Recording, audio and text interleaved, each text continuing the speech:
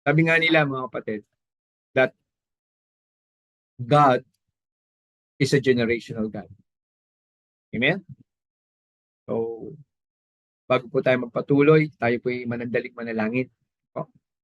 Father God, marami pong salamat sa hapong ito. Maraming salamat, Lord, sa bawat puso, O Lord, na nais makapakinig ng iyong salita sa hapong ito. Panginoon, amin pong dinudulog ang aming pong buhay, ang aming pangunawa, ang aming puso, Panginoon, sa iyo sa hapong ito.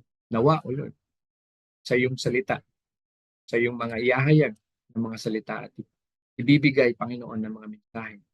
Kami po ay patuloy na mapanuto, Panginoon.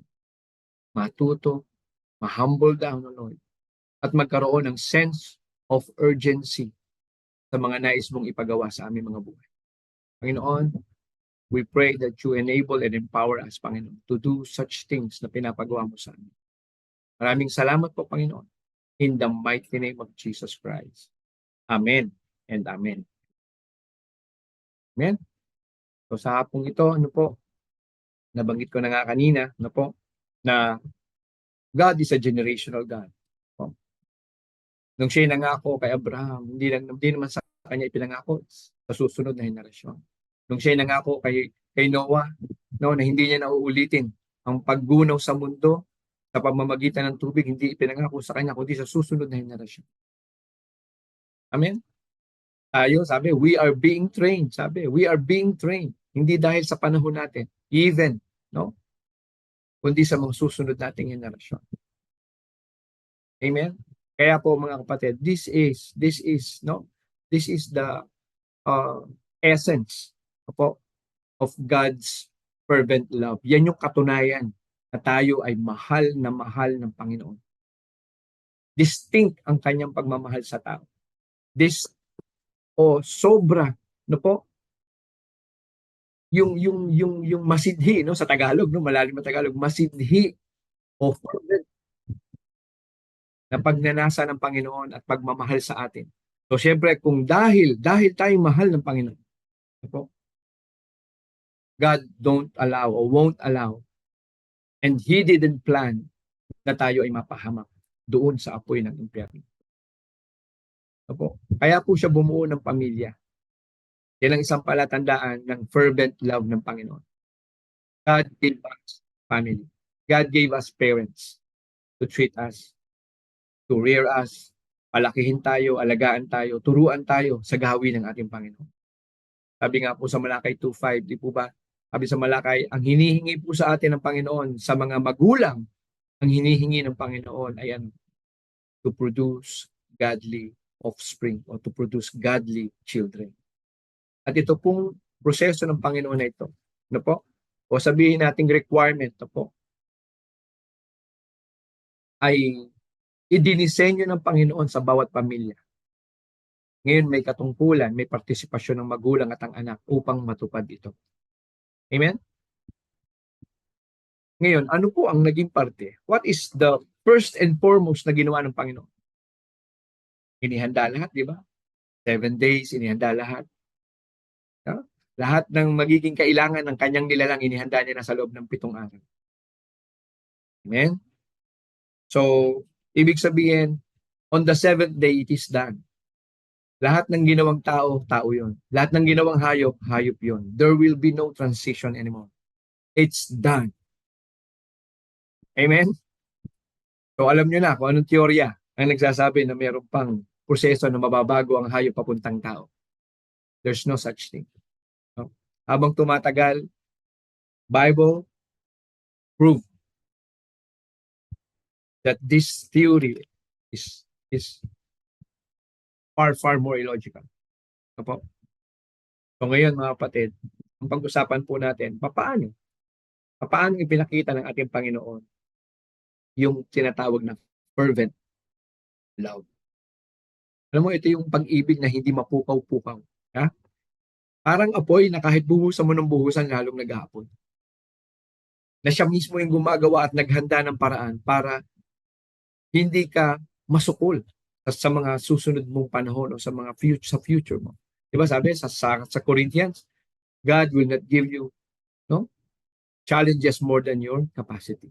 Hindi ka bibigyan ng challenges lampas sa iyong kakayanan. And when our ancestor Adam and Eve fall of sin, ano ang ginarantiya ng Panginoon na tayo pinatawad sa buhay nila Adan, sa ating ninuno na Adan at Eve? Di po ba sabi sa Biblia, pag binasa niyo po ang Bible sa Genesis, binalutan daw po, binihisan ng ating Panginoon, ang ating mga ninuno, ng skin ng animal. Siyempre, kung in-skin niya ang animal, there is blood in it. Yun yung grace ng Panginoon.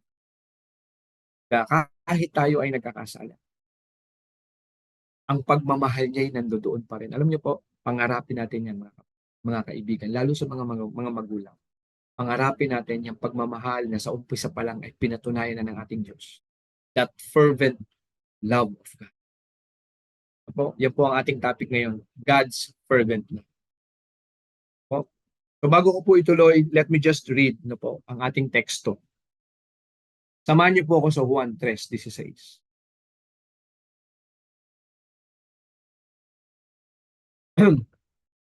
po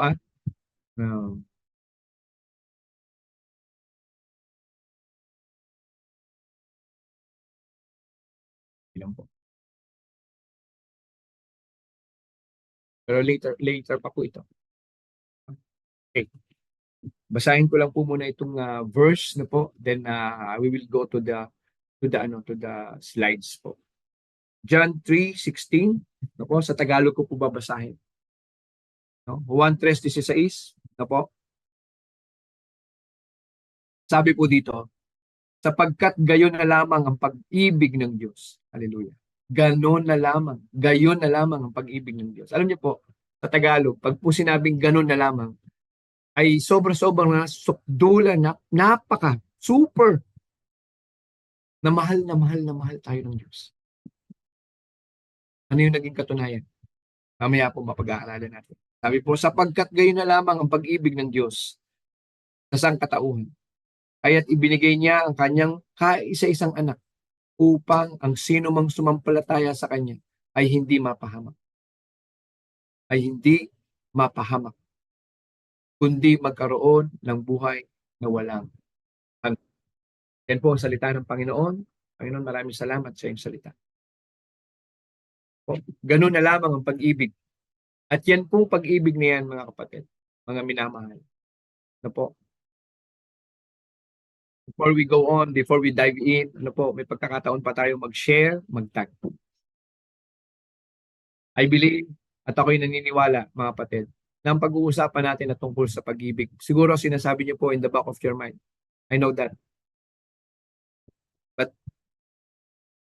try God this afternoon. For He will let you understand love differently this afternoon.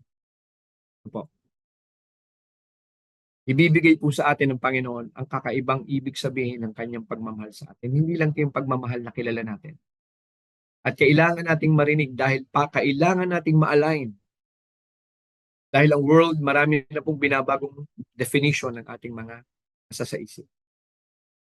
Ngayon po, bago po ako mag-umpisa, I want to give you a few minutes, a few seconds. What is love to you?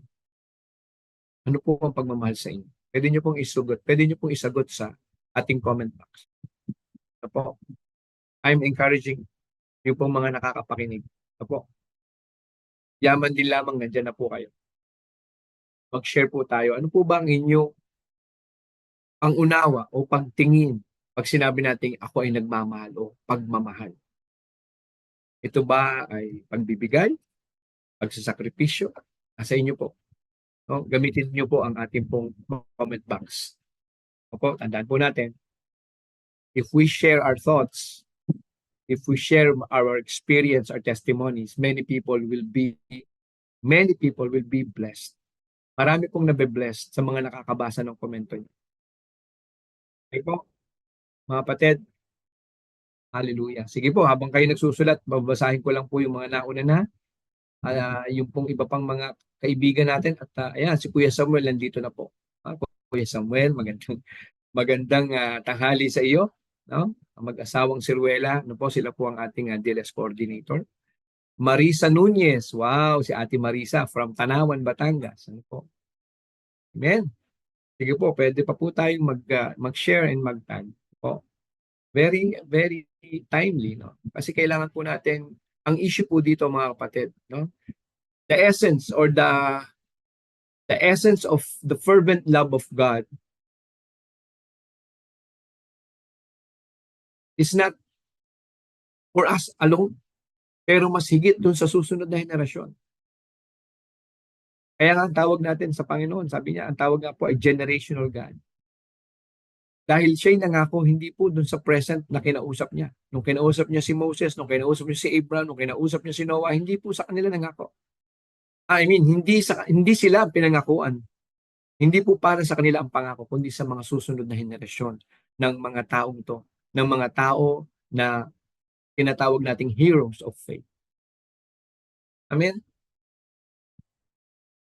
Sige po, you still have time, mag-share, mag-tag, and sagutin po natin yung tanong.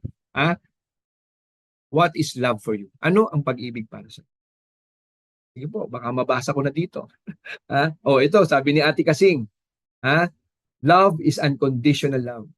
Amen. And welcome also to Pastor Erwin and Mary Ann Sabio from Isang Generation. Ano po? Nueva Ecija.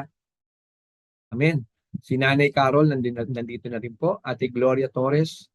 Magandang hapon po sa inyong lahat. Ano po? Praise God. Praise God po sa atin. Okay. So, ang ating key verse ay John 3:16 and we will dive in. Ano po? So ngayon po mga kapatid, may mga binibigay sa ating instruction. Remember that Bible is the manual of life. Amen? Ang Biblia po ay ang manual o instruction. Long before that quality management was implemented, the very official and very original, pinaka-original na manual, pinaka-original na quality management book is the Bible. And I declare that with all my heart. And I believe lahat ng mga management theory, lahat ng mga leadership principles na mga natuklasan ng mga tao ngayon, dito po galing. And I challenge you to read the Bible. Know the plan of God for you and your family. Amen? Dahil ang ating pag-uusapan ay para po sa susunod na henerasyon.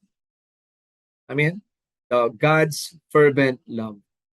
Ito po yung background, mga kapatid. Ano po? Tingnan niyo po itong picture na to. Yan. Praise God. Nakikita niyo po ba? Ano sabi po diyan sa Proverbs 22:6? Train up a child. Di po ba? Kung atin pong siseryosohin yan, bakit sinabing train up a child? Hindi sinabing train up an adult o train up a youth o train up a young adult. Ang sabi, train up a child. At kung makikita nyo sa picture, ang karga-karga ng mag-asawa ay hindi po 15 years old, hindi po 16 years old.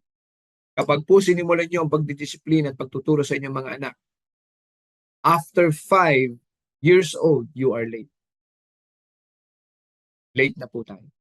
Ang development ng brain o yung developmental stage of the child, na kung saan 75 to 80% of his or her behavior will be developed is between 1 year old to 5 years old. Diyan niya natututunan na, ay, mahal pala ako ng tatay ko. Alam niyo po, diniscuss ni Pastor Dong last weekend. Kaya, ito po, halos kaduksong din po ito do sa mga na-discuss last week. Na kailangan natin maunawaan yung dynamics ng pamilya in order for us to obey the Lord. No, we have to know first the plan of the Lord in order for us to do right on the dynamics of the family. Kasi kung ang dala-dala po nating rule, ang dala-dala nating principle ay principle ng mundo, dadalhin mo sa loob ng pamilya mo. your family will be in chaos. Why? Because the world, okay, invite or ini-inject niya sa atin, walang iba kundi pahalagahan mo ang iyong sarili, pahalagahan mo ang iyong karapatan, huwag mong papabayaan na ang karapatan mo ay pinipigilan ng kahit sino. Remember, mga kapatid, family is not a democratic institution. O talaga, pastor? Hindi democratic? Yeah.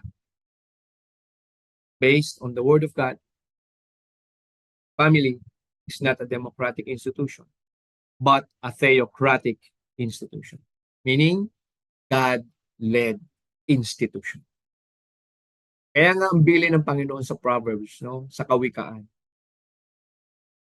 sa mga sinulat ni Haring Solomon.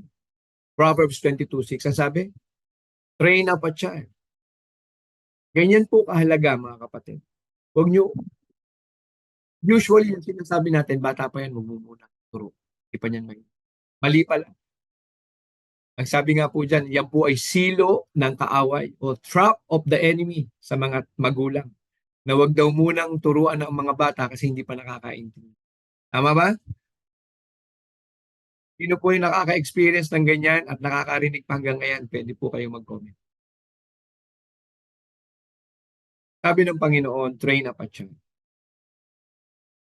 Okay po? So, we stick on to that. 1-year-old to 5-year-old, yan yung critical stage ng ating mga anak. Pastor, akala ko ba fervent God's love? Bakit po developmental stage ng bata? Alam niyo po kung bakit? Mamaya makukunik natin. Kasi po, ang link ng Diyos sa susunod na henerasyon ay ang mga magulang ngayon. Na kailangan ng mga magulang ngayon ma-serve natin yung purpose natin in our generation in order for the next generation to be an honorable one, to be a strengthened one, to be an empowered and able generation. Pag tayo ay natuturo sa ating mga anak after 5 years old, huli na po. Dapat dun sa panahon na hindi pa nila nadidiskubre o hindi pa nila natututunang abusuhin yung will, yung freedom to choose. At alam niyo po, based on the statistics, po, mamaya, ito kasunod na po, based on the statistics, bakit impatient ang kabataan ngayon? Dahil nasanay sila sa fast-paced virtual life na nakukuha nila dito. And bakit kailangang magpakalakas, magpakalalim, tumibay ang relasyon ng mga magulang sa henerasyon natin sa ating Panginoon? Why? Because God works through generations. Hindi ka magiging kagamit-gamit accurately sa purpose ng Panginoon sa time natin kung wala kang Diyos at wala kang pinagpapasakupan na lingkod ng Diyos. Ulitin ko po, hindi ka magagamit according sa purpose ng Panginoon kung wala kang pinagpapasakupang Diyos at wala kang pinagpapasakupang sugo o lingkod ng Diyos. Sabi sa Jeremiah 3:15, na po, I will give you a pastor from my own, and he will teach you knowledge and understanding. Ang sabi sa Ephesians 6:1, children, obey your parents in the Lord, for this is right. Honor your father and your mother. Because God works through generations. Ang sabi ni David, mga kapatid, no? I serve the purpose of my generation. Siya'y hari, mandirigma, pero napakaganda ng puso ng ama niya. Naalala niyo po, nung sinabihan siya ng Diyos na hindi ikaw ang magtatayo ng templo dahil ang iyong kamay ay punong-puno ng dugo dahil mandirigma si David. Diba? Kapatid, ayaw man o siya'y nag-aagam-agam. Sabi niya, Panginoon, ang anak ko po ay wala pa sa edad at walang karanasan. My child is young and inexperienced. Wala akong karanasan yan sa leadership. Pero sabi ng Panginoon, siya ang susunod. Ano ang unang-unang binring? Ano ang unang gustong ipahiwatig, no, ng Diyos kay David nung time na yun? Like Jesus. Nung time ni Jesus at nung time ni David, meron silang mga existing culture na giniba. Kaya ang tawag sa kanila, rebellious. Kaya akala din ng mga anak ni David, siya ay sumusuway sa mga salita ng Diyos. Yung pala may bago ng pinapagawa ng Diyos. Ganun din sa panahon ni Jesus Christ. When he say the Son of Man can forgive your sins, sabi ng mga Pariseo at Saduceo, blasphemer. Nanggugulo ang mga taong yan, sabi sa kay John, kay Pedro at kay Juan, sa Acts 3, sa Acts 9. No po? No? Mga kapatid, bear with me kasi gusto ko pong makonekta po sa visual nyo how consistent is God from the Old Testament to the New Testament. Gusto niya pong mapayos ang tao. Because God works through generations. Ano po, kapatid? Hallelujah. Baka meron pa po, ayan. Hi po kay Sister Estelita Labor, kay Sister Hilda Santos, ano po? Ayan, sabi ni Kuya Dexter, God is love. Sabi din ni Ate Kasing, God is love. Sabi ni ayan, Josephine Gatop, welcome po. Ayan, sino pa po nandito? Hallelujah. Good afternoon din po sa inyo, Pastor Erwin. Amen. Ang aming pong mga nakasama sa Saudi, ano po? Mga mananampalataya at manggagawa rin po sa Saudi, si Ate Nina, no? And alam niyo, small world. Alam niyo po ba nagkita kami sa Saudi? Tapos I come to know that his brother is my teacher when I'm in high school.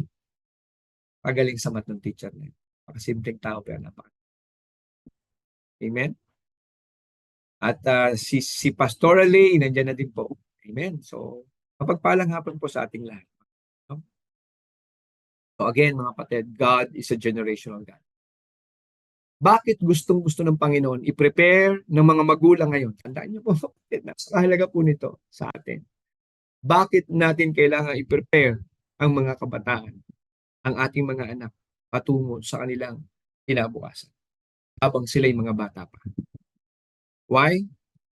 Dahil particularly sa mga Pilipino, according sa study, 1 out of young Filipinos, ready? 1 out of young Filipinos, when they were interviewed, they entertained the idea of committing suicide. Yes, tama po ang narinig niyo. 1 of 5 young Filipinos. Hindi po sila well prepared to carry on their life sa pressures, sa mga emotional challenges, sa mga pagtatama. They're not prepared. And I'm sorry to tell everybody, we are part. We as parents are part. Why our children are weak? Bakit mahina ang ating? Binigyan tayo ng pamantayan ng Diyos to preserve the generations. To preserve, no, yung pangako niya kay Abraham, yung pangako niya kay Isaac. Pero along the way, there are things we thought we love them. Pero pag kinonsulta mo sa love ng Panginoong itinuturo niya based on the Bible, napakalayo pala ng pagmamahal na ginagawa natin sa present generation. Am I getting your attention? You can share, mga kapatid. Please, kung na namamanik sa inyong mga puso. Parents should hear this. We are in charge in our generation now. time will come, hindi na tayong in charge. At hindi natin pwedeng sabihin, yung katulad ng sinabi ni David, I serve the purpose of my generation. Kung hindi natin gagawin ang purpose ng Panginoong ibinigay niya sa atin. That I expect, sabi ng Panginoon, a godly offspring from you. Oh, hallelujah, Jesus. Help us, Lord. Help us. Amen? Whew. Amen?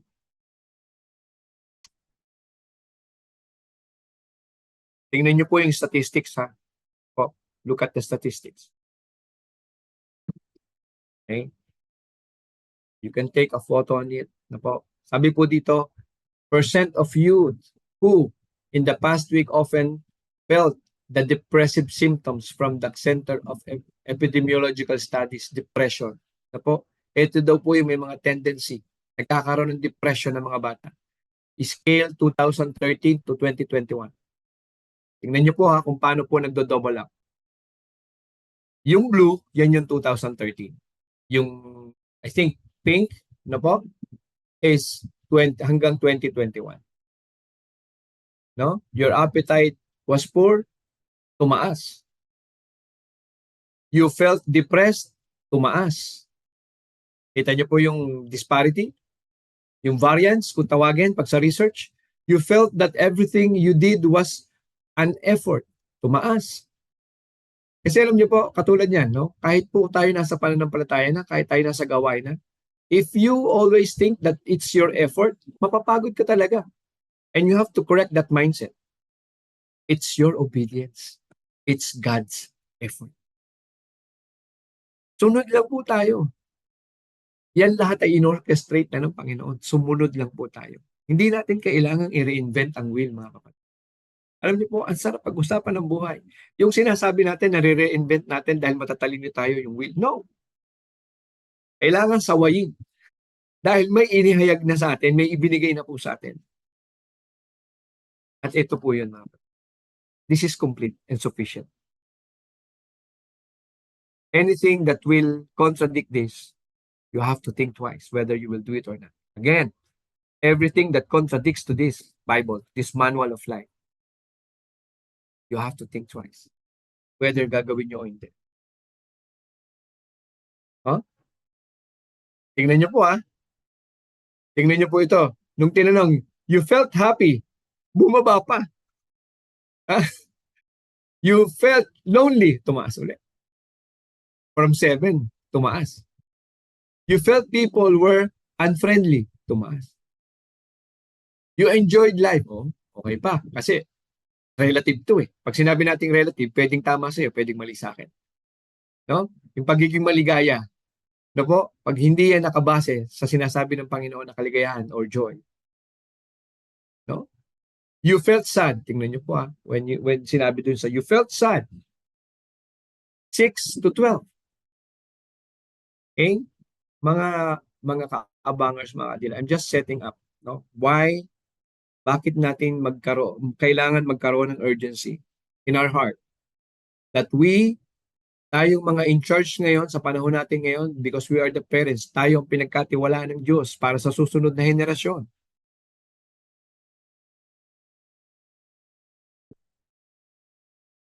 We have backbones. I-practice po natin na tayo may balugbog. We have to stand the ground. Don't let the enemy destroy our family. We are at war.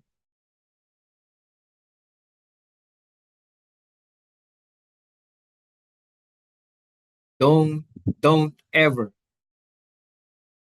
sabihin na my child can make their own future. You are a very irresponsible parent. Teach them first to be godly children, then you have the right to say that they can build their future. Ulitin ko po, may requirement. Teach them first to be godly offspring or godly children. Meaning, may takot sa Diyos, may pagmamahal at paggalang sa magulang, may pagsunod sa otoridad, Sabi sa Romans 13:1, ang lahat ng otoridad ay may kapahintulutan ng Panginoon. Pero ang mundo, anong tinuturo ngayon? Rebellion. Pinapalabas, matalino kayo, philosophically inclined, analytically inclined. Alam niyo po, this is my message to the educational system. Yung mga social sciences, they are made to understand man, not to destroy man.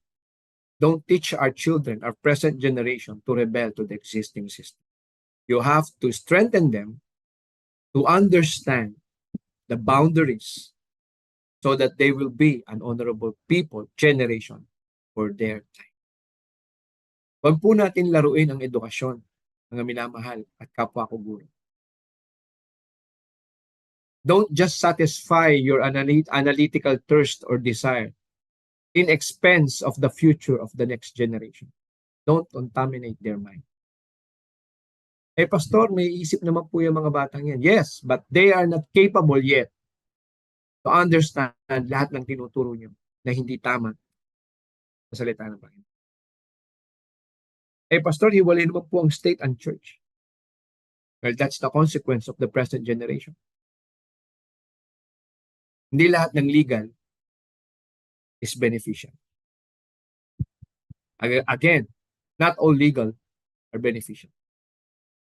May mga pinapatupad tayong batas na hindi ikabubuti sa mga susunod na generasyon. You're destroying, especially yung propagation ng tao.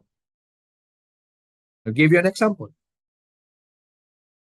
Sinasabi natin tayo ay mga matataas ang pinag-aralan. Sinasabi natin tayo mga doktor. Tayo may mga masteral degree, PhD. But how in the world that you will consider a wedding of same-sex, man for man, women for women? How would you consider that? For the logical thinking na kailangan mag-produce. They cannot produce. Kung pareho sila ng sex, they cannot produce. They cannot propagate. And if they cannot produce and they cannot propagate, based dun sa original purpose ng Panginoon, meaning this is counterfeit, anti-God, anti-Christian, anti-Bible. So why would you, as a expert on the law, approve this one? Whom do you serve? The God who have fervent love for us? Or that God in this world down there on hell? Alam niyo po, hindi po kasiguraduhan na mataas ang pinag-aralan mo, tama ang pamumuhay. And I believe nag-a-agree po kayo na. Hindi ko may posisyon ka sa public, tama ang pamumuhay. Let's not abuse. No? Sabi ni Abraham Lincoln, if you want to test character, give them power. Diyan mo makikita. If you want to test character, give them power. So mga kapatid, yan po yung ating landscape, no, na pag-uusapan. Opo. Sige, bago ko mag-umpisa, still have time to share and to tag. Si Brother Richard nandito na po, Kuya Richard. Si Brother Rizal, okay? Ating pong mga masisipag na leaders po sa ating church. Pastor Erickson Artec from Laguna, no? Pastor Eric, tama, from Santa Cruz, Laguna. Magandang hapon po sa inyo. Keep on watching. Be blessed. And sa ating inaanak sa multimedia, si Shekinah, Kalingasan, Sablayan. Amen? At syempre, ang akin po kaisa-isang may bahay, Atty. Bernadette Carrasco Faustino. Mylene Puno. Blessed afternoon po. Yan. Magandang hapon po sa ating lahat. Opo. So, I'll be moving forward. Opo. Okay?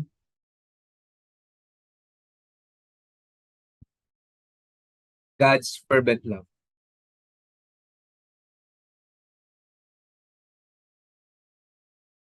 John 3:16. And sabi po, di ba, for God so loved the world that He gave His only begotten Son. Tingin niyo po kaya, kung hindi mahalaga sa inyo ang mga tao, o kung hindi mahalaga sa ating Diyos ang tao, tayo, tingin niyo po kaya papadala niya ang kanyang bugtong na anak para tubusin tayo sa ating mga kasalanan? Sabi po dito, for God so loved the world that He gave His only begotten Son, that whosoever believeth in Him should not perish but have everlasting. Ano po ang key? Whosoever believeth in Him should not perish. And that's tantamount to the word to propagate, to produce godly offspring. Bakit magpe-perish pag hindi naniwala sa Diyos? Pag ang isip ay nandun lang sa flesh, sa gusto ng flesh, they will not have an everlasting life. Pero dineclare from the start ng Panginoon, ano ang plano niya? Maniwala ka, you will have the everlasting life. That's the plan, simple plan, complete plan of salvation. Amen? Now, God's fervent love. May pointers tayo nga. The God of love, the love of God, the vessel of love, and the vessel of apa natin. Okay? Jesus the love. No? Anong sabi? Gusto ko pong makita niyo po, no? The God of love. Paano pinatunayan ng ating Diyos Ama ang kanyang pagmamahal? Siya ay Panginoon ng pagmamahal. Diba? Sabi, for God so loved the world. Paano? That He gave His only begotten Son, the love of God. That whosoever believeth in Him, the vessel of love, should not perish, but have everlasting, the vessel, Jesus Christ. Sabi niya sa John 14:6, I am the way, I am the life, I am the truth. Pag-usapan natin. Let's dive in. Okay? Sabi po dito, for God so loved the world. Sinasabi natin na hindi ka lang minahal ng Panginoon. Siya ang pagmamahal. He is love. Sabi sa John 4:16, 1 John 4:16, and we have known and believed the love that God hath to us. God is love. And he that dwelleth in love, kung sino daw po ang nananatili, no, sa pagmamahal ng Diyos, ang Diyos, love dwelleth in God, and God in Him. The same in essence, like John 15:5. If you abide in me and I abide in you, shall bear much. May pagmamahal, mga kapatid, na kailangan mo. Dwelleth in love. Dwelleth in God. Amen? May ibinigay sa atin ng Panginoon, mga kapatid. May pamantayang ibinigay sa atin ng Panginoon. At yung pamantayan na yun, kailangan po nating maunawaan. Mga kapatid, mga magulang, mga nag-a-aspire na magpakasal, magkaroon ng pamilya, listen. Sabi ni David sa kanyang anak, bago niya i-crown na next king of Israel, alam niya na ito'y walang karanasan at napakabata pa. Pero sumunod siya sa Diyos. At ang sabi niya, sa iyo anak kong Solomon. Sabi niya, for you my son Solomon, know the God of your father. Sa First Chronicle po yan. First Chronicle 28:9. At yan din po ang kailangan nating gawin. If there's a transfer of technology, tuntua tayo sa ganyan, transfer of technology, industrialization, na parang we are so smart. Pero hindi natin pine-prepare yung mag-organize ng technology, yung magpapaggalaw ng bagong technology, which is our present generation. Ang magpapagalaw ng technology is yung susunod na henerasyon galing sa atin. Pin-repair nyo lang yung technology, pine-prepare ng mundo ang technology, pero yung handler ng technology is not. And how will you prepare them? You teach them the word of God. That's simple. Walang highfalutin word, walang complex teaching. Know the God of your father. Sabi ni David sa kanya, know the God of your father. Kilanlin mo ang Diyos ng iyong ama. The problem right now, marami pong tahanan. Kilala lang natin yung pangalang Jesus. Pero hindi natin kayang ituro, hindi natin kayang ibaon, hindi natin kayang ipakilala sa ating pamilya. Okay. May mga pagkakataon na totoong hindi pa talaga kilala. So, dyan kailangan yung ating pong talagang urgency na makakilala sila sa Diyos. Amen?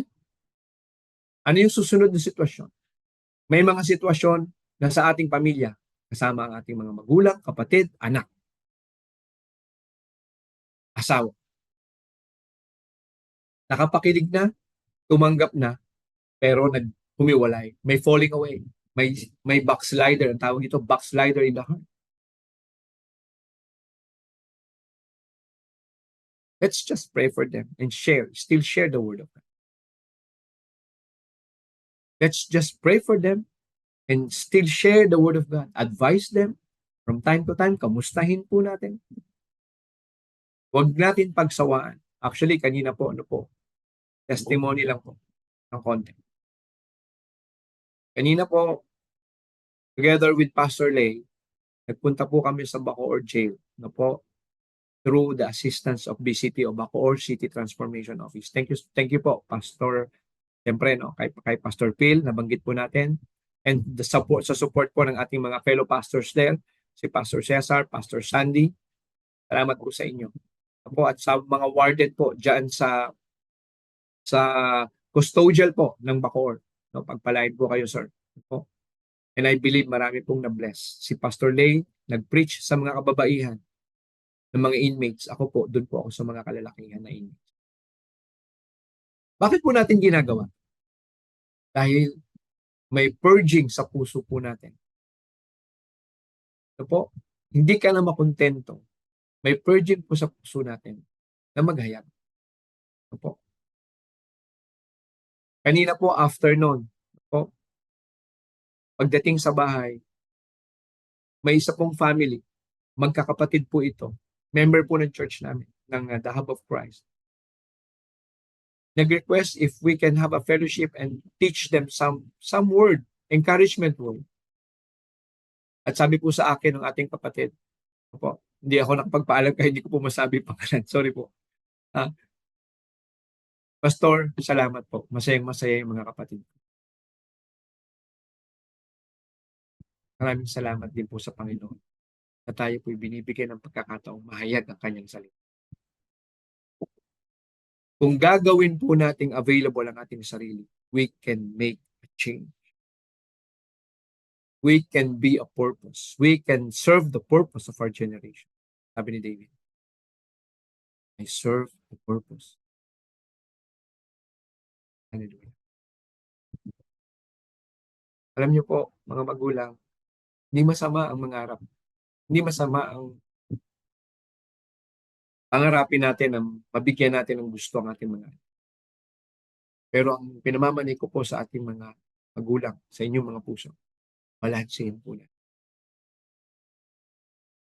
Dadating po ang panahon na tutuwid ang ating mga paa. Lalamig ang ating mga kamay.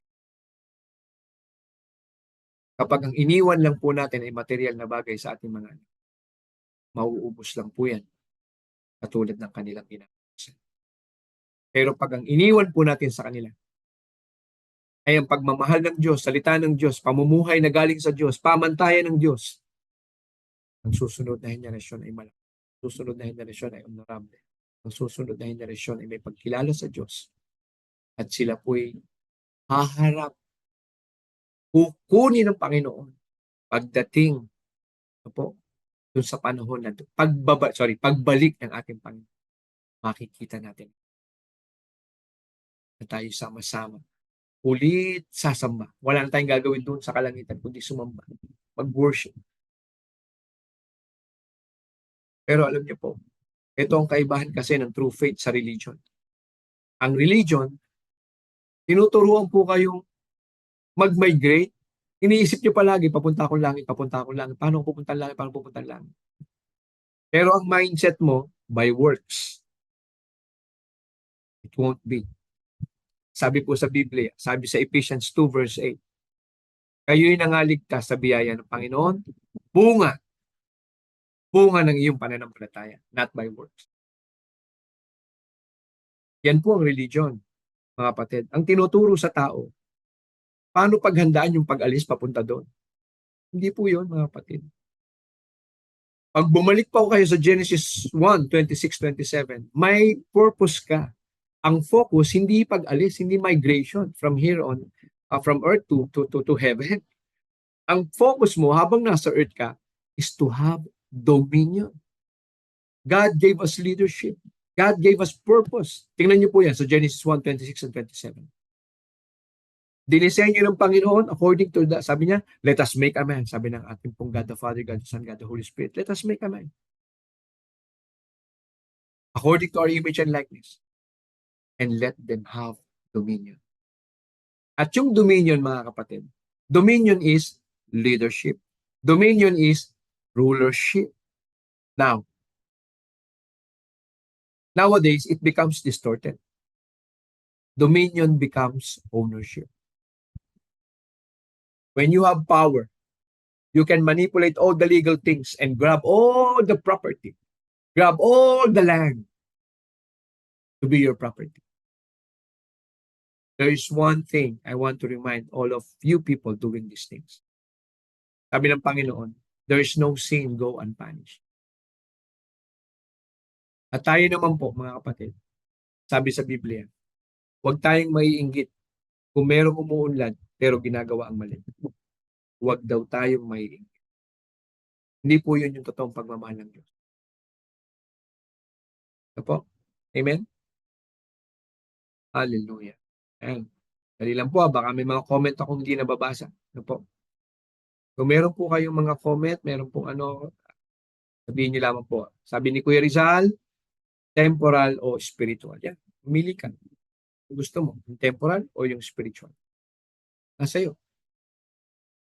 Again, nandito po tayo sa pinag-uusapan natin. Ano po? Sabi ni, ayan, hello din po kay Sister Dig na pinili. No? Isa sa mga masisipag po nating kasama sa 24/7. By the way po, commercial ng konti. The Hub of Christ Church is implementing 24/7 intercessory prayers. Sa inyo pong nakakapanood, maybe you already have a church, no po? At yung mga naghahanap po ng mga church at gusto niyo makasama sa intercessory, you can message para po makontak namin kayo. 24/7 po to. Every I believe babaguhin na siya na every 1 hour. Pero ngayon po existing every 2 hours ang shifting. So mag-uumpisa po yan ng 4 to 6, no po? Paikot po yan, 24/7. No po? 4 to 6 a.m., 6 to 8 a.m. hanggang kinabukasan na po yan. Wala pong patid man. Po. So, bakit mahalaga ang panalangin? There's no great heroes of faith na hindi po nag-e-enjoy o hindi po naging mapanalangin. Lahat po ng heroes of faith, they know how important is prayer. Even our Lord Jesus Christ. Sabi sa Biblia, siya po'y bumabangon sa madaling araw at pumupunta sa ilang. At doon siya nananalangin. At sabi ng mga apostles niya, si Jesus Christ, pagtanghali, bigla na lang nawawala yan. Ha? No? Just to have like a light moment. Umi-scared daw si Jesus Christ. Humihiwalay sa mga apostles. Yung pala nagpipray. Be intentional. Ano po? One way to feel the love of God, mga kapatid, ready? One way to feel the love of God, the fervent love of God, sumunod po tayo sa pananalangin. mararamdaman mo kakausapin ka ng Panginoon. He will give you the strength you've never felt before. He will give you the hope you've never felt before. He will give you the strength of your mind, the wisdom, the understanding you've never felt before. Mararanasan nyo yung totoong communion. You just let your heart be filled by the Holy Spirit and by the Word of God. Amen? Praise God. Po. Hallelujah. Hallelujah. Po. Amen? Welcome po, Sister Emerald Tamayo. Welcome po, Sister Corazon Santos. Amen? Hallelujah. Praise God. Sige po. If you have something in mind, comment lang po kayo. If you realize something na ginagawa ng Panginoon sa inyo through this teaching, let us know. Mabless po tayong lahat, mga kapatid. No, nandun pa lang tayo sa the God of love. Yan. God is love. Ano po? Ha? Not just love, He is. Amen? Sorry. God doesn't just. Yan. Sabi sa 1 John 3 verse 1. Behold, what manner of love, ano po, the Father hath bestowed upon us, that we should be called the sons of God. Therefore, the world knoweth us not. Hindi tayo kilala ng mundo because it knew Him. Kaya kung minsan makaka-experience po kayo na tayo po ay ine-etchopera o parang nineneglect at naranasan po namin yan dati. Nung nag-uumpisa po ang BCTO 5 years ago, may mga department na siguro dahil hindi pa po na-appreciate nung time na yun. Ganun po naman po pa nag-uumpisa. Meron pong resistance to change. Pero pag na-dasap na nila yung tubig ng buhay na nanggagaling sa ating Panginoon, yung salita na bumubuhay sa ating walang pag-asang buhay. No po? Up to now, no? Though ako po hindi na masyadong nakakasama sa kanila, pero from time to time, no po? Katulad kanina, makakasama po kami ng BCTO sa jail. Pinagpala po talaga. Alam niyo po, sabi ng Panginoon, tandaan niyo po ito, mga kapatid, and pangarapin niyo po. Sabi po sa Amos, di ba sabi sa Amos 3 verse 1, kung hindi magkakasundo ang tao, ay hindi sila pwede magsama. Amen? Pero sabi po sa Amos 3 verse 7, hindi kikilos ang Diyos hanggat hindi niya ipinapaalam at pinapakita sa lingkod niyang propeta. Na-receive ni Pastor Dong ang word na to for BCTO na kailangan pong palakasin ang samahan ng mga pastors within the local government unit. At salamat sa Panginoon. Hindi po yun binitawan ng ating pastor. Hindi po yun binitawan ni pastor. At in-orchestrate ng Panginoon, mga kapatid. In-orchestrate ng Panginoon ng isang tao na hindi naman kilala ng mga sabihin nating namumuno dito po sa Bacoor. Kinuha po siya. Kinuha po siya bilang legal doon sa kanilang sa local government unit, sa mayor office. And that's my wife. Si Attorney Bernadette Carrasco Faustino.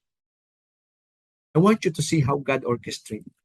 When one vision keeper keep the vision, hindi niya po hahayaan na hindi matuloy ito. He will orchestrate events to show His fervent. Hindi niya po hahayaan na hindi maramdaman ng mga tao ang pagmamahal niya. Gagamit siya ng mga tao, mga kapatid.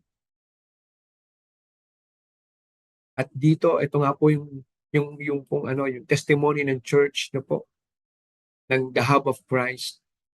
Nung in-spearhead po ng The Hub of Christ, yung BPLT, Building Bridges Leadership Training sa Bacoor, dito po sa aming lugar. Grabe po. Grabe ba?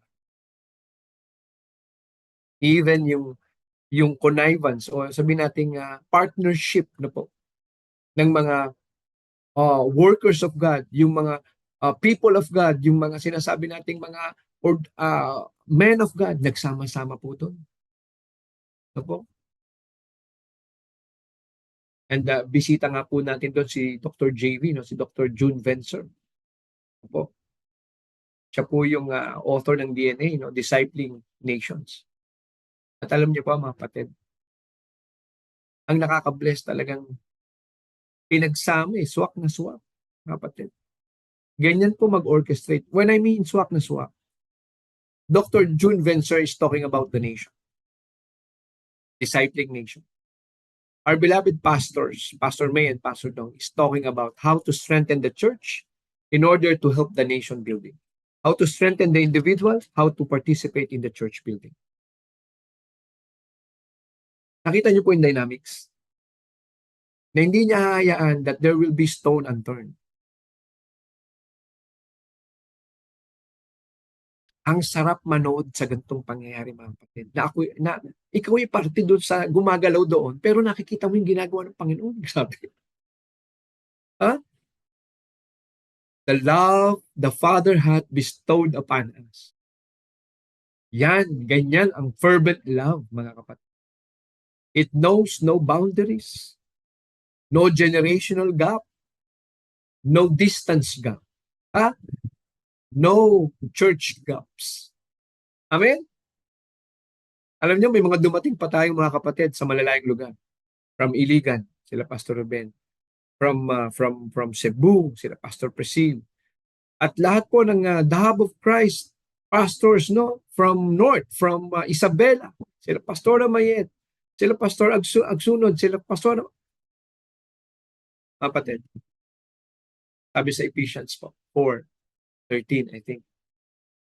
Until we have unity in faith. Alam niyo po kasi, when we experience unity in faith, that's when you or we more experience the fervent love of God. Kasi yan ang sabi niya. No? Yung fervent love of God is to love each other. You have to be your brother's keeper. Hindi lamang po ang sarili natin ang iniintindi natin. Di po ba pwede naman nating isipin na palakasin na lang natin yung mga leader natin sa Bacoor, sa Parañaque. Pwede naman ganun ang isipin ng ating mga senior pastors, di ba? Pero their heart is where the pulse or the heartbeat of the Lord is. Yung pulso nila, ang napupulsuhan nila ay ang pulso ng ating puso ng ating Panginoon. Ano yung pulso ng Panginoon? Reach the people. Abutin niyo ang mga taong yan. Minister to them. Teach them. Baptize them. In the name of the Father and of the Son and of the Holy Spirit. Sabi sa Matthew 28:19-20. The Great Commission. Buhay na buhay po yan sa the Hub of Christ.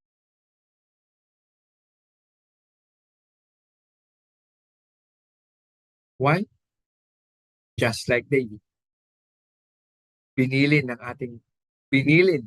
ating mga pastors. Know that God.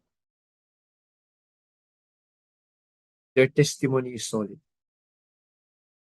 Their testimony is evident. Alam natin, God is continuously using them to bless not just city by city, province by province. Katulad namin, paalis ulit si Pastor May. Ang ibe-bless naman po ay ang Australia. No? Sama po natin sa mga prayers, no? 24/17. Sama po natin sa prayers. While Pastor May is traveling, let's pray. No? I think 7 o'clock yung kanyang biyahe namin. Okay po. Amen? Praise God, mga kapatid.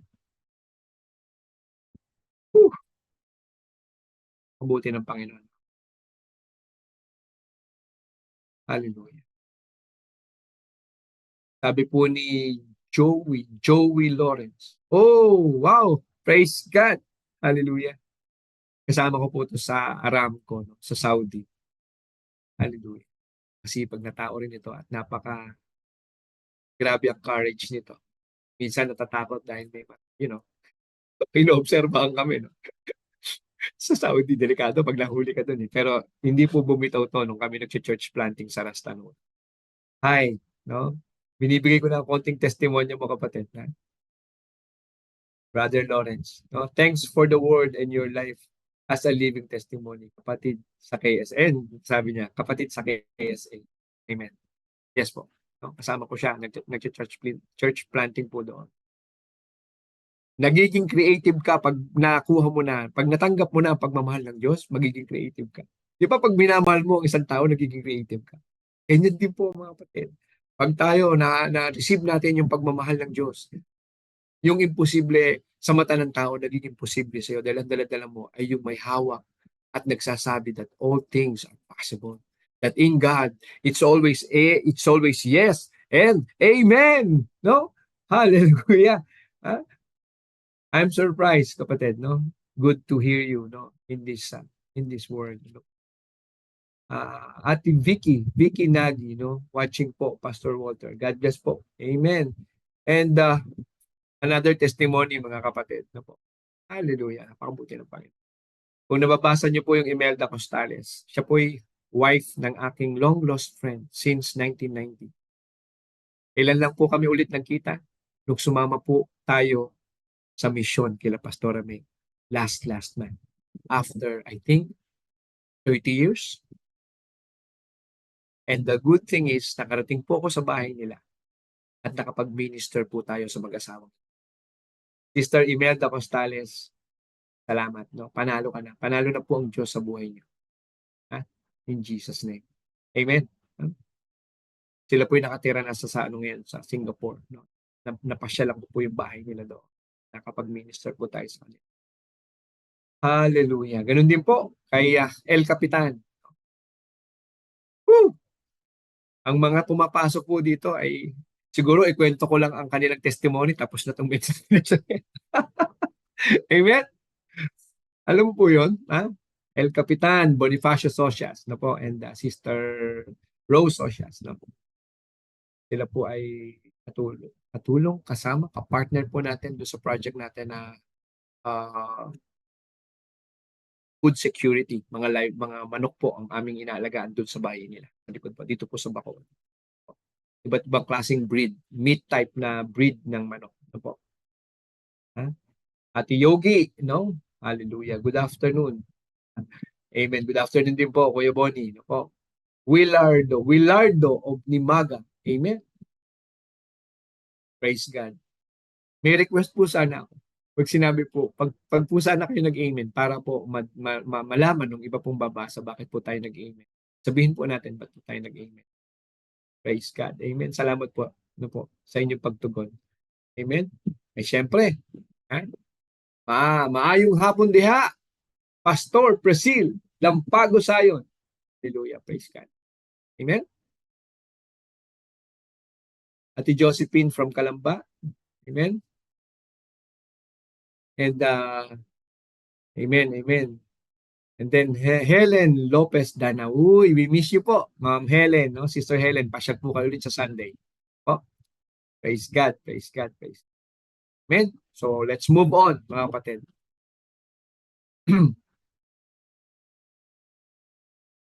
Ayaw pa rin tayong pakawalan, ano? Yan, number 2 na tayo. Sige po, number 2. The love of God, no? Amen? Okay? Mapagpalang hapon po din sa inyo, Brother Willardo Obrimaga at Lichi Bakiran. Ano po? Magandang hapon po sa inyo. Po. Ang pag-uusapan naman po natin ay the love of God. Okay? Paano niya pinatunayan yung kanyang pagmamahal? Yung pagmamahal ng ating Panginoon. He gave His only begotten Son. Binigay niya po ang kanyang bugtong na. Sabi ni David, naalala niyo po nung naghahanap siya ng pagtatayo ng templo. Naghahanap siya ng lupa. Po. Sabi po nung farmer na nandun, di mo pa hari kayo, King David? Hindi niyo pong kunin na lang yan. Sa inyo na po yan. Sa inyo na po yan. Okay? This is in connection sa character ng Panginoon. So that we can reciprocate to the character of our God. Sabi ni David, hindi ako magbibigay sa aking Panginoon that cost me nothing.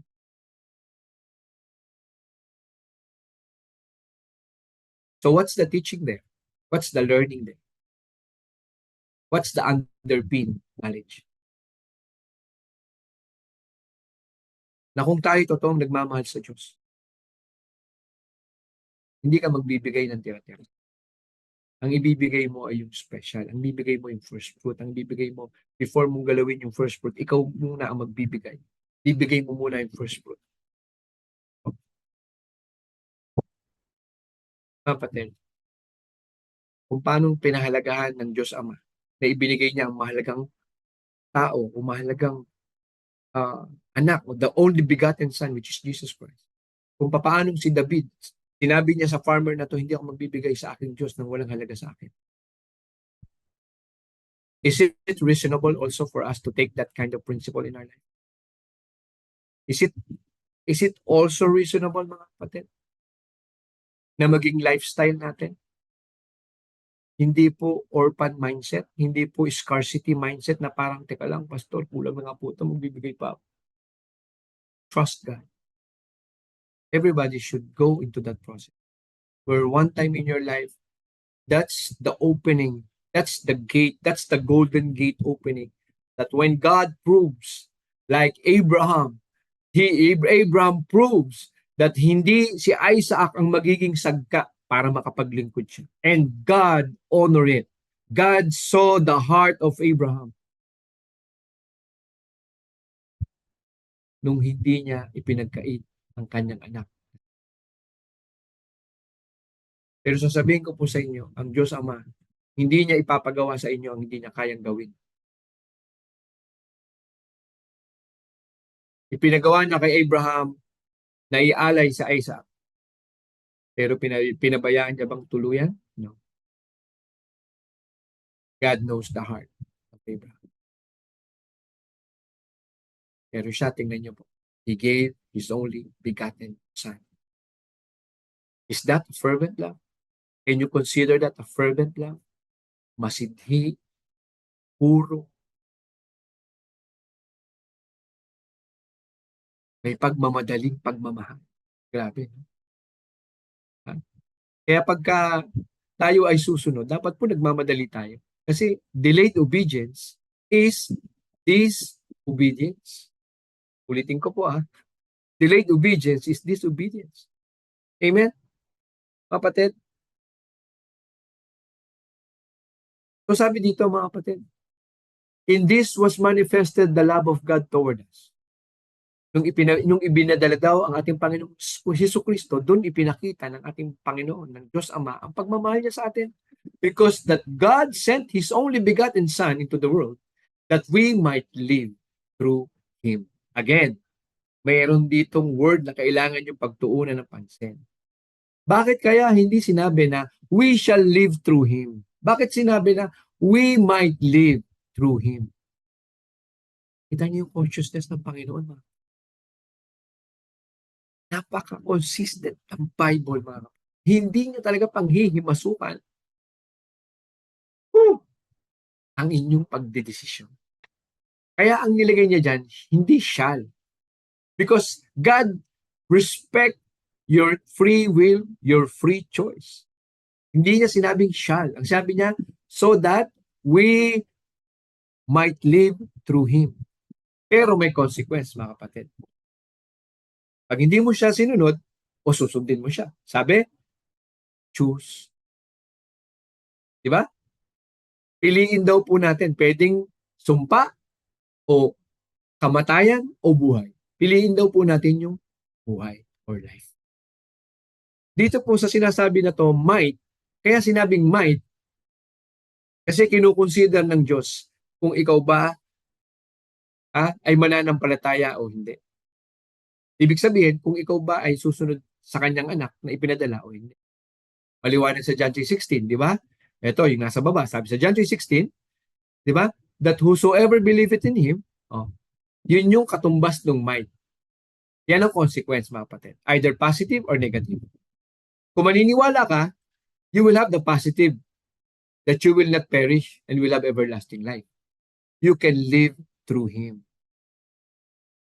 Pero, kung pinili mo yung pagiging matigas ang ulo at yung kita ng laman, mas komportable sa'yo, or mas gusto ko to, hindi mainit, hindi ganito, hindi ganyan, hindi ako napupuya.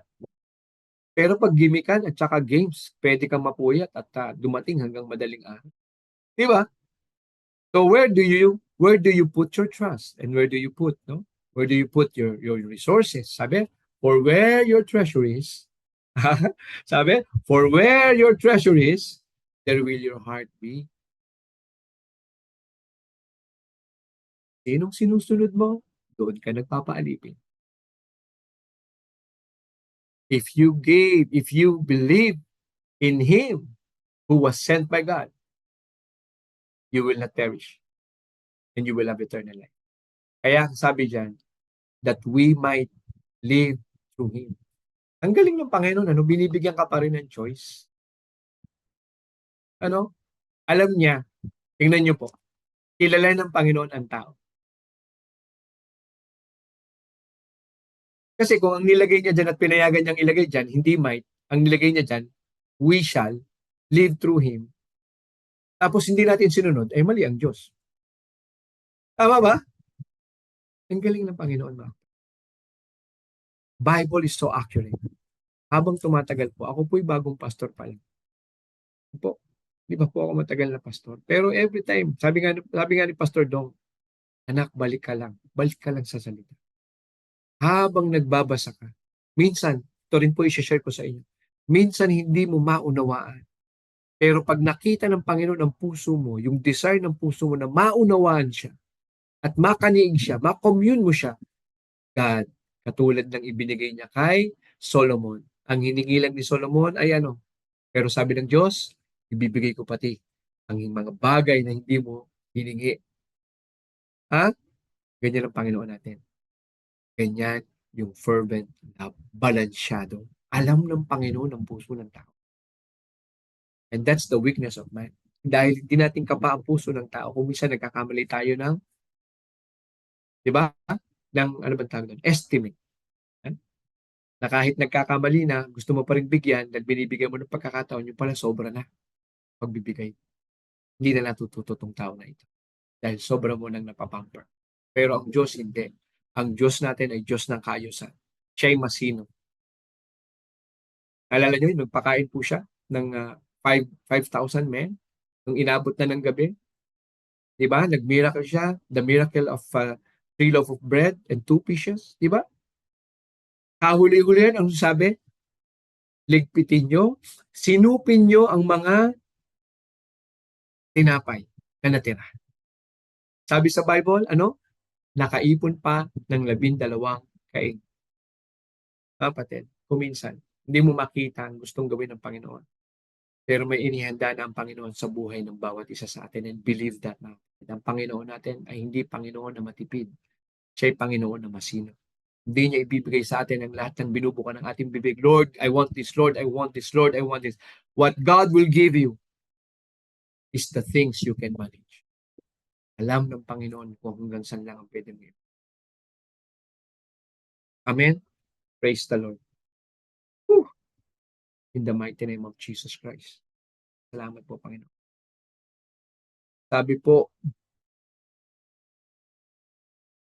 Sabi po ni Sister Josephine, Amen. Ang Diyos lang ang nakakaalam kung ano ang laman ng puso natin. Amen.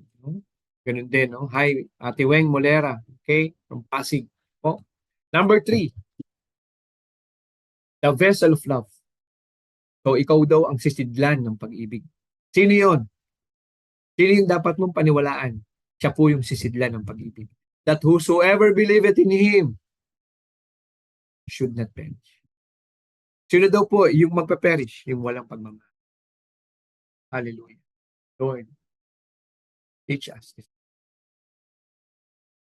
Kung meron pa man kami sa aming mga puso, mga bagay, mga hindi pagpapatawad at hindi paghingi ng tawad, Panginoon. Sa lahat na nakakapakinig ng salitang ito, Lord, Touch them, Panginoon. Touch them. Touch them. In the mighty name of Jesus.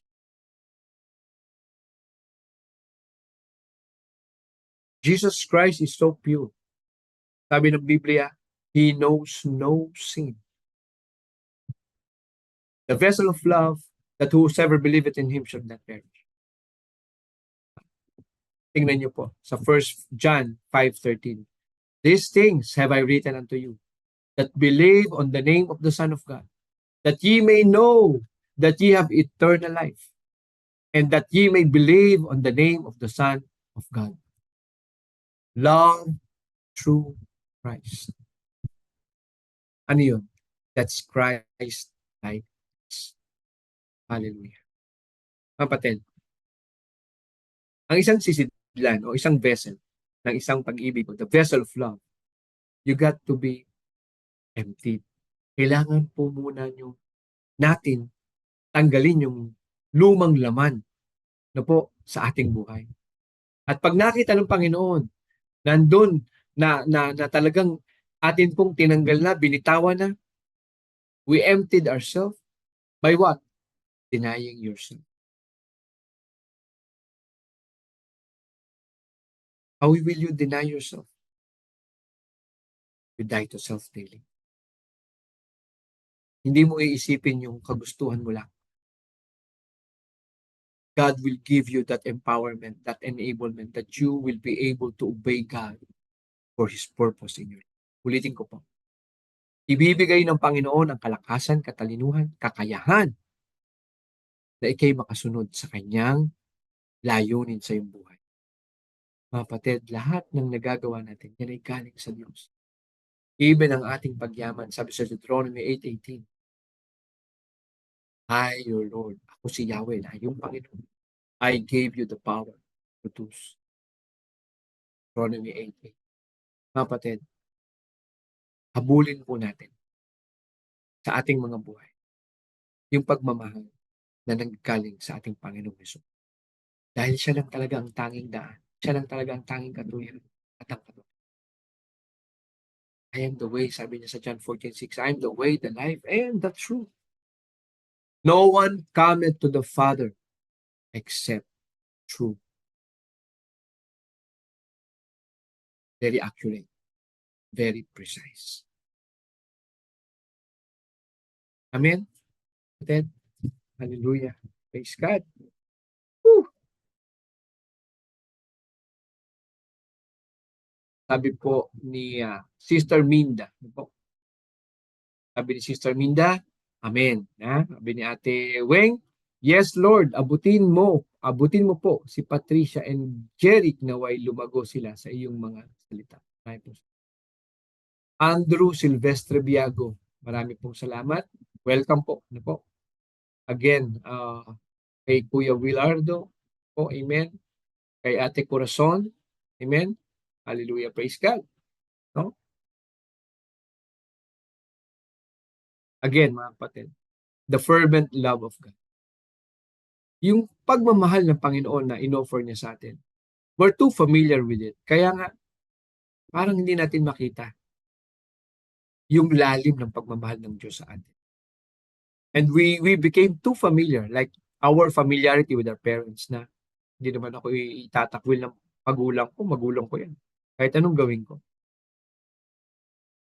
You may be true na hindi ka kayang itakwil ng magulang mo kahit ikaw ay sabihin natin disrespectful o hindi sumusunod o hindi ka nagpapakita ng katiyagaan o pagmamahal o respeto.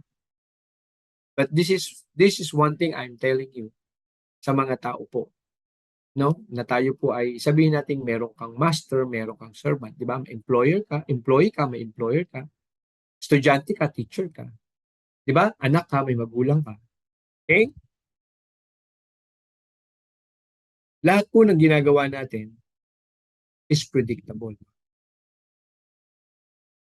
To be successful and to be a failure is predictable. Talaga, Pastor? Yes. Because everything is governed by law. Lahat po is governed by law. Gravity, law. Magnetic north, physical law. Okay? Kapag ang ginawa mo ay kaiga-igaya, wala kang bina-violate na process, just wait, walk on it, success will be on though. Success will be there. Pero kung marami kang bina-violate, wait for the consequences. Ayaw mong mag-antay, you don't want to wait, gusto mo mabilisan lang, gusto mo magdo-double up lang palagi yung investment mo. Umpisa lang yan, kapatid. But it is bound to fail. Ulitin ko po. When we want to accumulate wealth, and this accumulation process violates the natural process or law of the principle of sowing and reaping, it is doomed to fail. Panahon lang ang binibilang. It's like a walking time bomb. When you do these things, gusto nyo mabilisan lang. Kuminsan, para ka bang maiinganyo at maiinggit, no? Bakit sila ang bilis silang kumita? Ba't ako kailangan ko magantay ng 5 taon bago ako humarbest ng big night? Ha? Kasi nagpatanim po tayo. Nakikita niyo po. Why? Why do I need to wait 3 to 5 years? Kasi sabi ng Panginoon ko, yan ang proseso. Okay. Ani? Pastor, sabi ko, Lord, wala akong lupa. Sabi nga ng wife ko, Han, meron ka na mga seedlings. Pero, saan mo itatanim yung seedlings mo? Ang dami na, nasa 500, kulang-kulang 1,000 na yan. Pero alam niyo po, wisdom galing sa Panginoon. Ang sagot ko lang sa asawa ko noong time na yun, sa totoo lang, wala akong may sagot. Pero ang sagot ko po sa kanya, God will provide. And God teach me this thing, no? Mga kapatid, gusto ko pong marinig nyo to kasi God makes things happen not because He wants you to be happy. God makes things happen because God wants you to realize that God loves you. Kailangan mo maunawaan muna na mahal ka ng Diyos. Huwag lang yun dahil masaya ka. Amen? Mahal ka ng Diyos, kaya gusto niya matutunan mo yung proseso. Mahal ka ng Diyos, kaya ayaw kanyang magmadali kasi mapapahamak ka siya. Mahal ka ng Diyos, gusto niya patunayan sa iyo, dahil mahal kita, ayaw kitang mag-involve sa ganyang gawain kasi mapapahamak ka dyan. Nagre-reason out ako noon sa aking Panginoon, Lord, pwede naman ako mamili ng mga bignay to produce this much production dahil I believe on the product for good for diabetes and for blood pressure. Diyan po lang nakakatulog ang wife. Kaya gusto ko na rin siyang negosyo dahil unang-una ang testimony at ang magbe-benefit ay ang aking. Pero ayaw niya ako magmadali.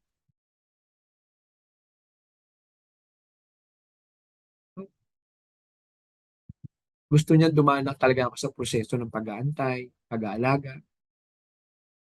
Dahil yung ipinatanim po natin sa ito yung land, no? Ibinigay, by the way, no, para matapos yung kwento. Ay, inalaw po ng Panginoon na magkaroon tayo ng memorandum with DNR. At yung DNR po, they have lands na pwede nilang i-MOA with other people, with private entities, na ang kapalit ay magkakaroon po ng mga puno ang ating mga nakakalbong kagubatan. At yun po ang ginawa natin. Yun po ang ginawa ng inyong lingkod. Yun po naging mensahe sa akin. I remember one time nagpe-pray po tayo dito sa church. Nagpe-pray po sa church. One of the pastor, no? Siguro para maging accurate, I just need to tell the name. Sabi po ni Pastor Marivic Manga sa akin, parang naiiyak siya noon kasama niya si Pastor Ben. Bro, nakita kita sa vision ko, nagpe-pray tayo kanina. Na nandun ka sa gitna. Nandun ka sa gitna ng bundok. Nandun ng bundok. Puro green, nandun ka sa kubo. Maraming pananim, tapos kausap mo daw yung mga tao, tinuturo mo ng salita. Alam niyo po, nangyari na po yun. Yung mga taga-tanim ko doon, na-sharean po namin ang salita ng Panginoon, nakatanggap. Ito mga kapatid, ito yung mga bagay po mga kapatid na kaya kaya po ang Panginoon may pinapagawa sa atin according sa proseso niya, according sa plano niya, kasi yun yung mas mabuting mangyayari. God's plan is still and always the best plan. Amen? Yung plano ng Panginoon, siya po talagang pinakamabisang plano. Amen? Welcome po, Kuya Sir Edwin Malata. Okay? Hallelujah. Sabi po ni Ate Weng, katindi po talaga ng mga salita ng Diyos. Praise God. Hallelujah. Bakit po? Uy! Amen. Mami Edna Velasco Villamor from Singapore. Welcome po. We are blessed to have you. Welcome po. Mother-in-law ng aking pong Chan Chan. Napakasarap magluto ng nanay na ito. Hallelujah. Babalik po kami dyan, June 28. June 18 po pala. Sorry. Hallelujah. Amen. So yun, mga kapatid, ganyan po ang pagmamahal ng Diyos. Let's not be too familiar with God dahil alam nating mahal tayo ng Diyos. Mga kapatid, no? Let me say these things to you. Magkaroon po tayo ng reciprocating attitude. Ano po pag sinabing reciprocate? Ibinabalik po natin sa mga taong nagmamalasakit, nagmamahal sa atin yung pagmamahal na ginagawa po sa atin. Di ba sabi ng Panginoon, yung ginagawa mong pagtulong sa tao at pag-aalaga at pagpapakain nung wala silang makain at pagbibigay ng damit nung wala silang damit, yan ay ginagawa mo sa akin. Do as if you're doing it to God. Clear that to your heart. Panginoon, I want to do this because I want you to be glorified. Pinagpala mo ako para maging pagpapala. Yan po yung tinatawag na vessel of love. Hindi po greed. And ito palagi ko naririnig sa ating mga senior pastor, that we have to produce, no? Parents, listening, we have to produce a new generation without greed. A new breed without greed. Paano mangyayari yun? Bata pa lang ibabad na natin talaga sa salita. Yun talaga. Proverbs 22:6. Train up a child when he should go, so that when he grows old, he shall not depart. Opo? Hallelujah. Praise God. Hallelujah. Amen? Yan. Sige po. Ano pa? Sabi sa Matthew 7:21, not everyone that saith unto me, Lord, Lord, shall enter into the kingdom of heaven, but he that doeth the will of my Father which is in heaven. Amen. Are we doing the will of the Father sa atin po? Yung mga buhay. Ano yung will ng Panginoon?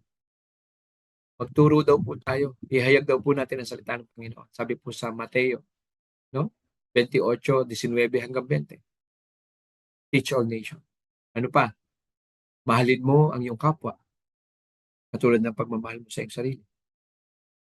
At alam niyo po, mga kapatid, alam niyo po ba na ang pamilya is an open prophecy of God?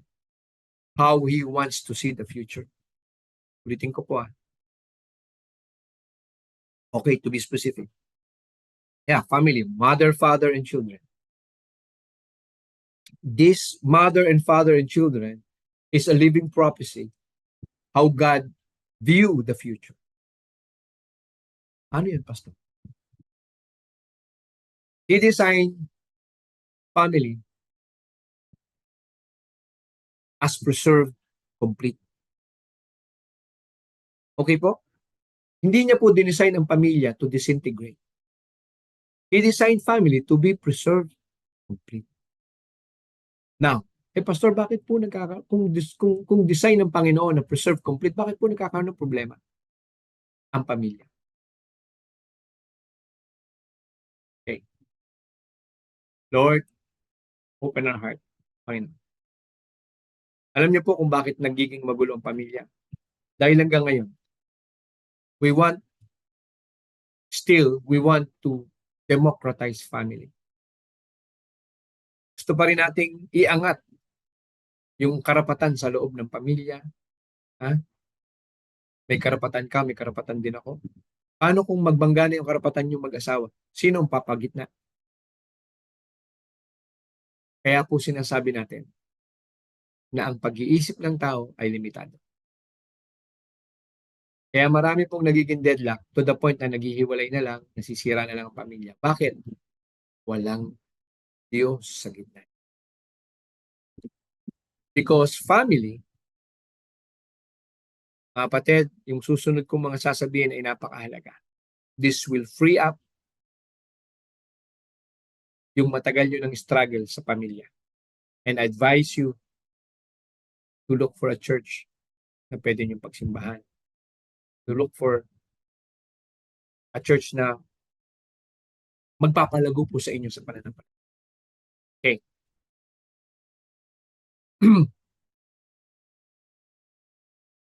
Yung pong pamilya is not a democratic institution. Pastor? Hindi po. Yeah, we're living in a democratic country.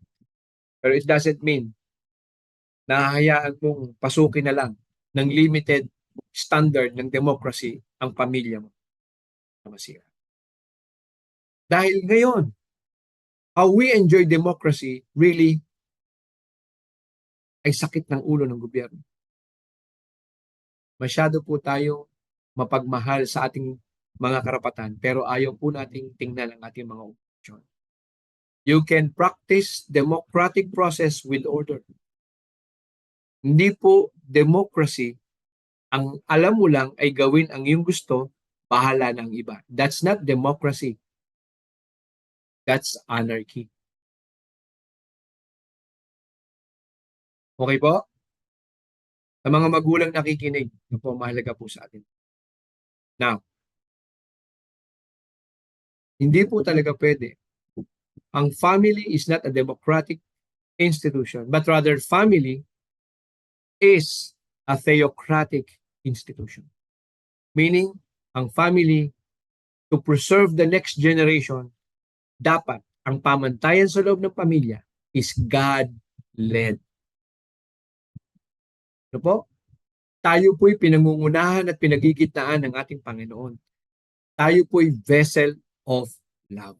Bakit po gustong-gusto ng kalaban ng mundong ito na ipamukha sa ating mga pamilya, sa ating mga edukasyon, na ikaw ay may buhay, sarili mo yan, magdesisyon ka. Dahil yan ay silo ng kalaban to disintegrate, to weaken. Weak family is tantamount to or equals to weak governance, weak society. It's a simple mathematics, mga minamahal, mga kaabangers. Pag mahina ang pamilya, mahina ang society. Kaya niya pong bulahin ang mga tao. Kaya maraming, kaysa magtrabaho ng maayos, magsusugal. Kaysa kumita ng maayos at patas, magbebenta ng drugs. Kasi ang pamantayan iba. Kasi ang pamantayan iba. Hallelujah. Amen. Welcome po kay Pastora Che. Pagaling, palakas. Na-excite na kami, Pastora Che.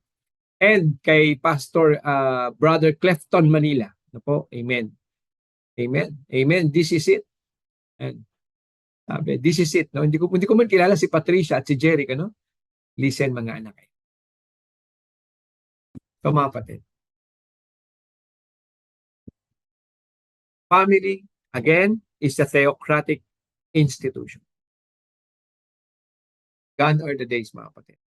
Tapusin na natin ang panlalansi ng kaaway kung bakit mahina ang ating mga pamilya.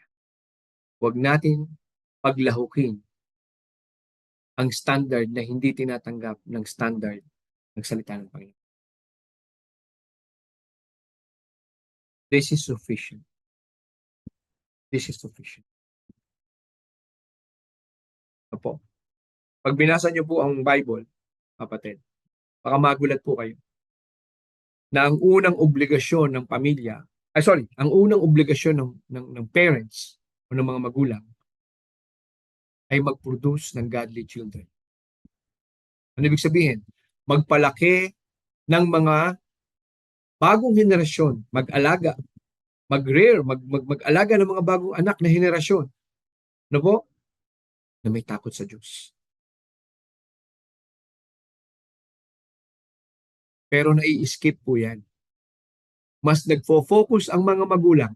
Listen, parents, this is our gap. This is our incompetencies in our family.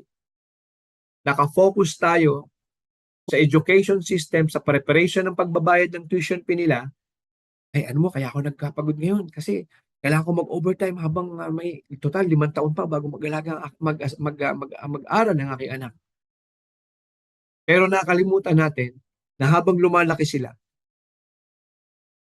1 year old to 5 years old is the developmental stage ng bata. Hindi natin naturuan paano maging honorableng anak. Kung paano mapasunod. How come na ang mga 2 years old ay kayang pasunodin ang magulang by crying? My goodness. And it's happening. Sino ang nagturo sa kanila na gawin yun? Tayo rin. We have so much to do, parents. We have so much make-up things to do. Marami tayong gagawin upang maiayos ang ating pong susunod na henerasyon. Amen? Yan po ang katotohanan sa panahon natin ngayon. Kahit gaano man, no? Pero tingnan niyo po ang Panginoon. Kahit ayaw mong pakinggan, katulad ko po, ayaw kong pakinggan ng Panginoon before. Itong taon po akong atheist. Wala po akong Diyos. Pero talagang pinakita ng Panginoon sa akin. This will be your life. Kaya po ako 24 years old, alam ko po na ang linya ng aking mapupuntahan. Hindi ko lang po sigurado noon kung ako po, kung sa corporate po ba yun o sa ministry. Pero ipinakita na po sa akin ng Panginoon na ako'y magtuturo. Na yun po talaga yung will sa akin. To teach. To preach. To preach the word of the Lord. At ngayon, maliwanag na sa akin kung bakit ako binuhay ng Panginoon. Sa maraming disgrasya ng sasakyan, muntik-muntik ka na. Sa pagiging rebelde, sa pagkakabaon sa mga utang. God preserve me. Yan po ang buhay ng inyong pastor before. Totoo ang Diyos, mga kapatid. Tapat ang Diyos. You just have to give your trust. Subukan niyo po. Na hindi po akala niyo sasablay ng Diyos, huwag kayong kumilos. Let Him do it. Trust Him and give Him all the consequences. And learn from it. Itibay po kayo. Pero pag po every time na parang pakiramdam niyo, babagsak kayo, gusto niyo gumawa ng sarili niyong paraan, hindi po tayo matututo. Kung kailangan bumagsak, mga kapatid, mga minamahal, let it be. Hayaan po natin tayo lumagapak para matuto tayo. Kasi kung minsan may mga ginawa na po kasi tayo na hindi na kaya sa natural process, sagkaan. Opo? Amen? Sabi po sa Proverbs 19, verse 21. Yeah, tama po ba? Proverbs 29, verse 20. Proverbs 29, verse 1. Ano po? Yeah. Proverbs 29, verse 1, sabi, kapag daw po paulit-ulit na natin pinagsabihan ng bata, o i-apply natin sa lahat, sa walk of life. Pag paulit-ulit na natin pinagsabihan ng iyong kapatid, pag paulit-ulit na natin pinagsabihan ang iyong empleyado, pag paulit-ulit na natin pinagsabihan ang iyong mahal sa buhay, pag paulit-ulit na natin pinagsabihan ng isang estudyante, yeah? The same principle.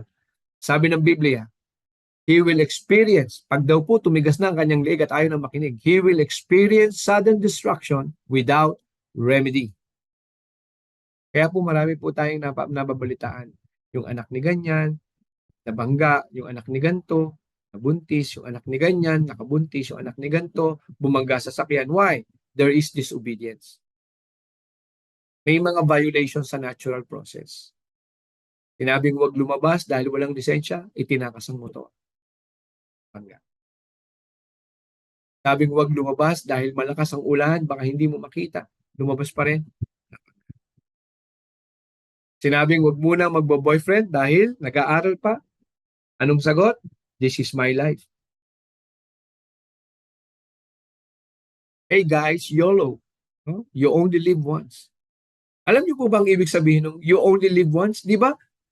Kung nare-realize mo na talagang isang beses ka lang mabubuhay, lalo mo pag-iingatan ng buhay mo. Kasi solo lang yan. Nag-iisang buhay lang yan. Walang pwedeng pumalit dyan. Pero tingnan niyo po ang pinifeed ng world sa ating mga henerasyon ngayon. Because of this fast pace, because of this technology, they don't even have the skills to wait. They wanted a big dream. They want to get rich. But they can't even fix their bed and wash their dishes.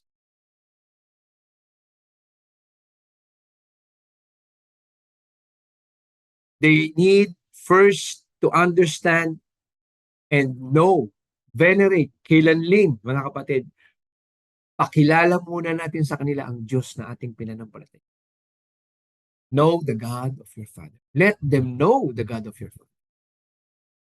Pag po sila'y nakakilala na sa Panginoon, I tell you, they are like a sharpened arrow.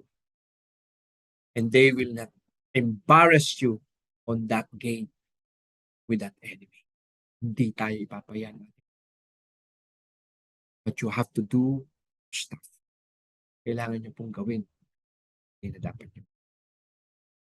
Kasi yan po yung vessel of love, mga.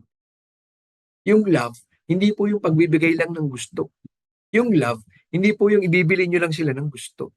Yung love, hindi yung papaubayaan mo lang na gawin niya yung gusto niya kasi love mo siya. Hindi po love yun. Pangungusinti po yun. And if you don't agree with me at this very moment, one time, isa lang po ang sasabihin ko po sa inyo. If you fail to prepare to fail. You can predict success and failure because everything is governed. Lahat po yan. Okay. Amen? So, hallelujah. Sabi po dito, exercise gifts with love as vessel of love. Sabi po sa 1 Corinthians 13, 1-3, though I speak with the tongues of men and of angels, and have not charity. Sa ibang version po yan, love. Ano po? Love po yan.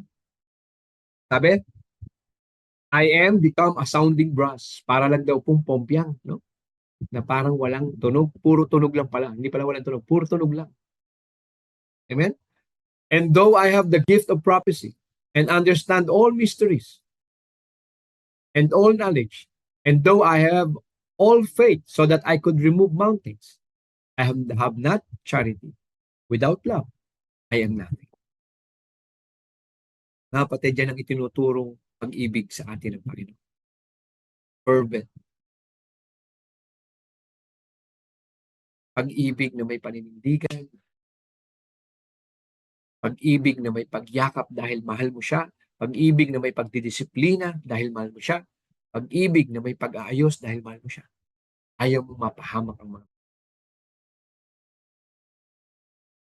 And though I bestow all my goods to feed the poor, kahit iniipon ko at pinapakain ko sa mga mahihirap, no? Nag-iipon ako at yung aking mga goods, o sabi natin pagkain, kung ano man, binibigay mo sa mahirap, and though I give my body to be burned and have not charity, it profited me not.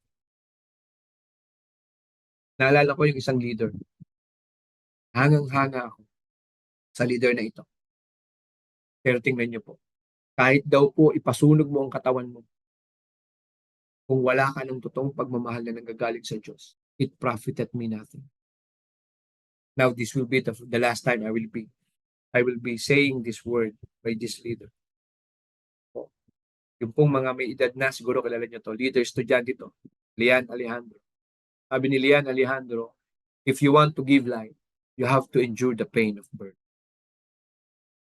Pero sabi ng Biblia, kahit ibigay mo ang iyong katawan upang sunugin, kung walang totoong pagmamahal, meaning, hindi ka nagdadala ng pagmamahal ng Diyos at ang dala-dala mo ay revolusyon, ang dala-dala mo ay pag-aklasi ng mga estudyante, it profited me. Lord, salamat. Revelation. He's a student of UP. No? Lian Alejandro. Magaling na leader. Estudyante kung magaling. Pero at the end of the day, mga kapatid, mga magulang, huwag po tayong mahahanga sa galing, sa talino. Dahil at the end of the day, hindi po ang talino at galing ang titingnan ng Panginoon. Kundi ang iyong pusong tumanggap sa Diyos na pinadala niya, Jesus Christ. And how you become faithful, submissive, and obedient sa manual. Meaning, you are a saved person. Meron kang eternal security. Amen? Praise God. 4. The vessel of God. Sino yung vessel ng Panginoon? Again, Jesus Christ. Siya ang nagbibigay ng everlasting na ibinigay din naman sa atin. Amen? Sabi Romans 5:8, but God commended His love toward us. Amen? Ibinigay po sa atin. In that, kahit nung tayo, minahal niya tayo, kahit nung tayo ay makasalanan pa. Sa paanong paraan? Christ died. Nung tayo ay mga nabubuhay pa sa kasalanan, noon pa man, tinubos na tayo ng ating Panginoong Hesukristo. Talagang, Pastor? Yes. Paano po yung mga ginagawa ko pong kasalanan? Sabi po sa Biblia, tinubos na yan noon pa man. It was finished. Sabi ng Panginoong Hesus, nung siya ay nandun sa krus ng Kalbaryo, it was finished. Kung ito ang Panginoon, ikinoment ang kanyang pagmamahal toward us. Sabi ng Panginoong Hesus, nung siya ay nakakapako sa krus ng Kalbaryo, Father, I commend my spirit unto you.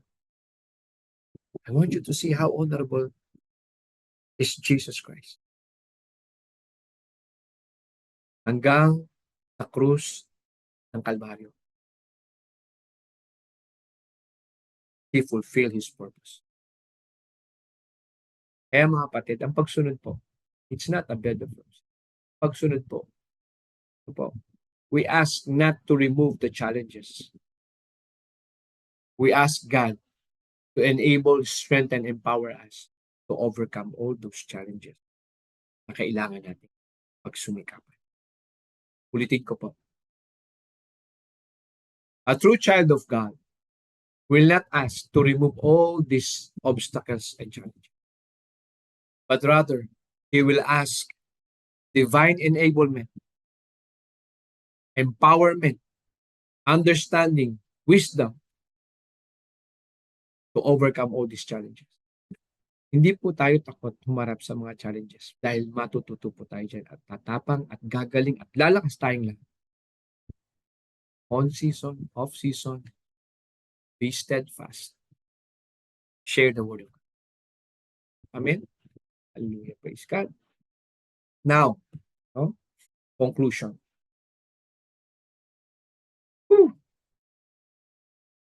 Sabi ng Diyos, siya ang Diyos ng pag-ibig. Siya yung vessel of love. Siya yung vessel of God. Siya yung eternal life. Kapatid, conclusion. Yet, in all these things, we are more than conquerors. Ano man, mga kapatid, if you have just gave yourself to Jesus Christ, you accept Him, we are more than conquerors. Through Him who loved us. Verse 38 sa Romans 8:37-38, for I am persuaded that neither death nor life, nor angels, nor principalities, nor powers, nor things present or things to come, nor height, nor depth, nor any other created thing shall be able to separate us from the love of God. Amen. Praise God, which is in Christ Jesus our Lord. Kapatid, God's fervent. Yan po yung God's fervent love. No one can separate us from His love. Amen? Hallelujah, hallelujah. Panginoon, maraming salamat po sa hapon. Lord, sa lahat po na nakapakinig, put in their heart, O Lord, burdens sa mga kakilala, kaibigan nila to share this word. Bless them, Panginoon. Give them the courage. Give them the courage. Panginoon, we know your purpose. Alam po namin ang iyong pinapagawa. And we know that you can do great and mighty things. Maraming salamat, Panginoon, sa iyong mga mensahe, sa iyong mga sinabi, sa iyong salita, O Lord, sa hapong ito.